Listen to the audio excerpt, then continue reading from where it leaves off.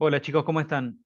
Bueno, vamos a ver los contenidos principales, los conceptos más importantes del texto El problema de los géneros discursivos de Mikhail Bakhtin. Y bueno, para eso elaboré un pequeño presi.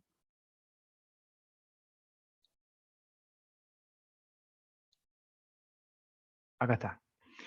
Bien, de este texto lo que tenemos que responder es qué es un enunciado, los distintos tipos de géneros discursivos, bueno, qué es un género discursivo, los distintos tipos de género discursivo que hay, que son primarios y secundarios. eh, ¿Qué situación se da con respecto a la obligatoriedad de las formas genéricas? em, la situación del género y el estilo. Y por último, lo que es la oración y el enunciado, las diferencias que hay ahí, ¿no? Ustedes, para aplicarlo en el análisis del discurso que van a hacer, tienen que, bueno, justamente poder reconocer estas situaciones porque nosotros nos vamos a enfocar en lo que es la comunicación real. Por eso hablamos de enunciado y no de oración, ¿no? Pero bueno, ahora vamos a ese punto. Bien, partimos con qué es un género discursivo, ¿no? Y empezamos a hablar de lo que son las distintas esferas de la praxis humana, ¿no? En los distintos ámbitos en los que los seres humanos nos movemos, tenemos diferentes restricciones del universo del discurso, digamos, y se esperan diversos tipos de formatos en los que vamos a informar las situaciones que vamos viviendo, ¿no? Entonces, vamos viendo que dentro de las diversas esferas tenemos diversos tipos de texto, texto en el sentido de todo aquello que es posible de ser leído, es decir, pueden ser diversas formas, no solamente un texto escrito, ¿no?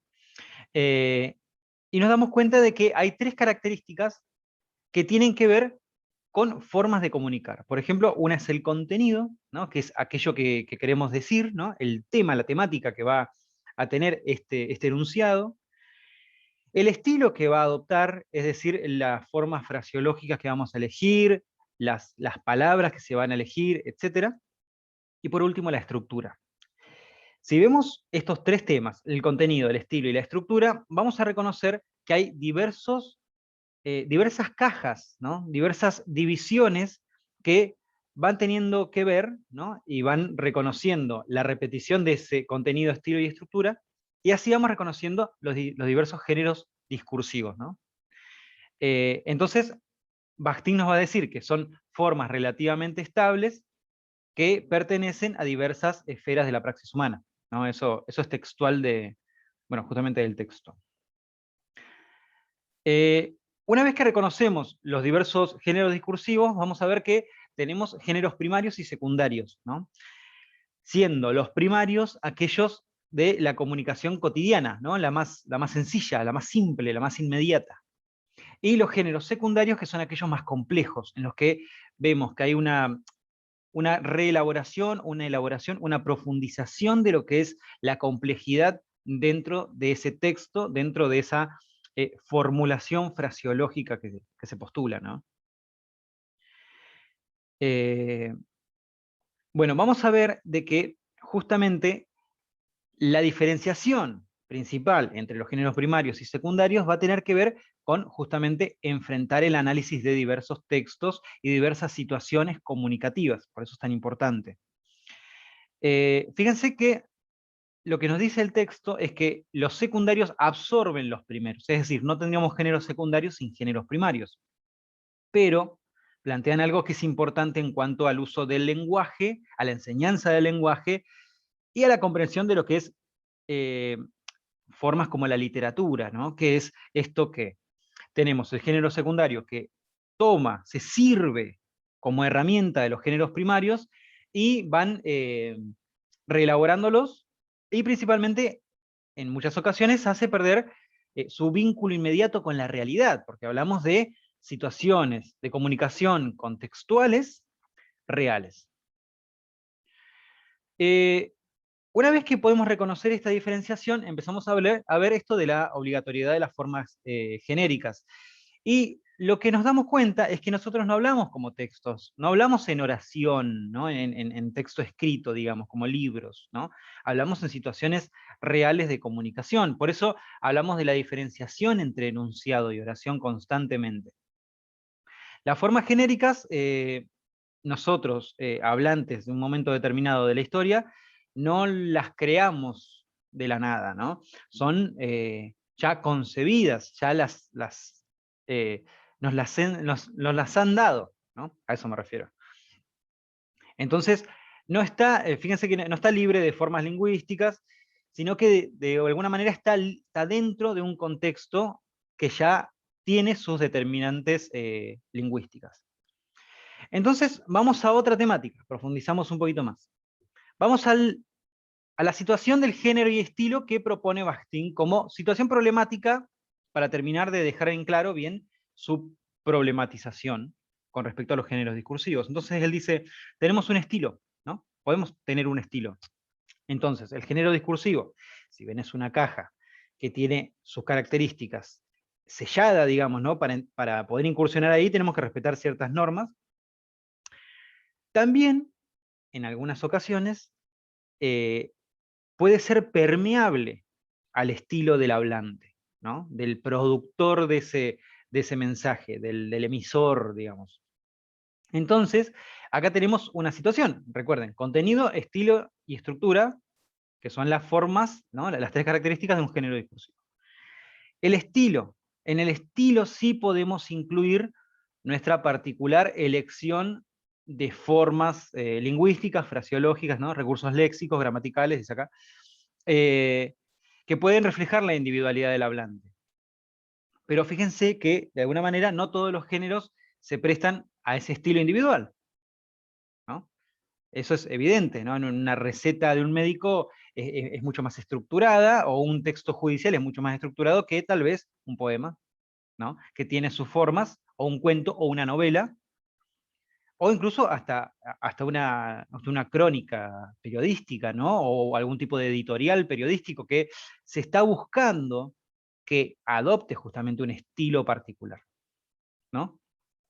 Acá le puse unas definiciones del diccionario, solamente como situaciones problemáticas, pero lo que me interesa es algo que plantea Bakhtin, que es justamente esto que él habla de la correa de transmisión entre la historia de la sociedad y la historia de la lengua, ¿no? Fíjense que en diversos ámbitos, en diversas épocas, se plantean diversos géneros discursivos, ¿no? Diversos estilos y tipos de texto que pueden ser más abiertos para adoptar ese estilo, ¿no? Entonces, en ese momento de la historia de la lengua podemos reconocer un punto. Y la historia de la sociedad se va moviendo. A medida que avanza la historia de la sociedad y se van dando cambios también en la historia de la lengua, en la historia de los géneros discursivos. Por eso él inmediatamente, Bakhtin, que hace una lectura más social, más sociohistórica de lo que es el lenguaje y lo que es los movimientos sociales y cómo repercuten en el lenguaje, entonces él inmediatamente reconoce esa relación, que es interesante. Es interesante porque si van a analizar un discurso de hace 50 años, tal vez podamos reconocer algún tipo de cambio ahí. Porque recuerden, siempre estamos analizando el discurso en un contexto sociohistórico determinado, ¿no? No podemos perder esa visión al momento de estar analizando diversos tipos de discursos. Yo les comenté los cambios que se dan en educación, por ejemplo, los avances que se dan, los cambios de perspectiva y de óptica, y cómo se reelaboran o se plantean nuevos géneros discursivos que uno tiene que tener en cuenta, ¿no? Eh, bueno, esto del género discursivo como noción pragmática, ¿no? Sabemos que justamente nos acerca a la definición de oración y de enunciado, ¿no? Sabemos de que no estamos analizando una oración en abstracto, sino dentro de una situación comunicativa concreta. Eso, grábenselo, es importantísimo. Eh, las situaciones que plantea lo que es Bakhtin es el lenguaje en funcionamiento constantemente, y las respuestas constantes que se dan en una situación de enunciados y de intercambio de enunciados, ¿no? Fíjense que acá lo que dice que toda comprensión tiene carácter de respuesta, porque están inmersos en una situación comunicativa puntual. Eh, bueno, por último, la diferenciación esto entre oración y enunciado, por si no quedó claro. Lo que nosotros tenemos que recordar de la definición de enunciado es esto de que yo tomo un libro, tomo una oración, o puedo tomar una oración en abstracto para aplicar algo, ¿no? Para poder estudiar algún cierto tipo morfológico de la lengua. Bueno, hasta ahí está bien. Pero lo que a nosotros nos interesa es comprender los diversos tipos de enunciados que hay, ¿no? Y la lengua como una herramienta primordial en cuanto a ustedes que van a ser profesores de inglés, que les va a servir para transmitir ideas, para comprender, para poder analizar situaciones, y que es lo que vamos a hacer en esta materia, ¿no? Analizar un discurso. Fíjense que eh, el enunciado lo que plantean con sus límites es que se determina por el cambio del sujeto hablante, ¿no? Siempre constantemente estamos analizando esa situación de habla. Y eso serían todos los contenidos más importantes de lo que es el problema de los géneros discursivos. Así que, bueno, estamos en contacto. Nos vemos.